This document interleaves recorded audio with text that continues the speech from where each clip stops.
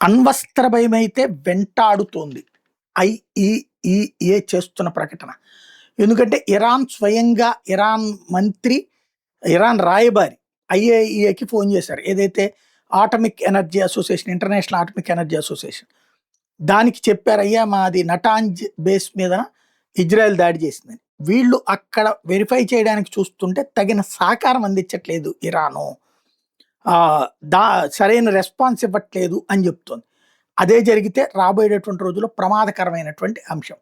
ఇంకొకటి, అణ్వస్త్రాలను 24 గంటలు తయారుగా చేయగలిగిన శక్తి ఇరాన్ దగ్గర ఉంది. ప్రస్తుతం అది రెచ్చిపోయి దాడులు చేస్తుంది, ఉన్న ఆయుధాలన్నీ వాడి పడేస్తుంది. ఖొమైనీ మరణానికి ప్రతీకారం చరిత్రలో లిఖించబడేలా ఉండాలన్నటువంటి దాని ప్లాన్. దాంతో అణుభయం పెరిగిపోతుంది ప్రపంచ దేశాలకి. అది ఎస్పెషల్లీ గల్ఫ్ దేశాలు భయపడిపోతున్నాయి. అదే సందర్భంలో అమెరికాకి ఇజ్రాయెల్కైనా భయం ఉంది.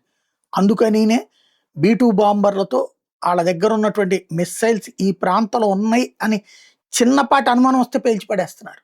B-2 బాంబర్లతో 2000 కిలోల బాంబులు. మరి ఏం జరుగుతుందో చూడాలి.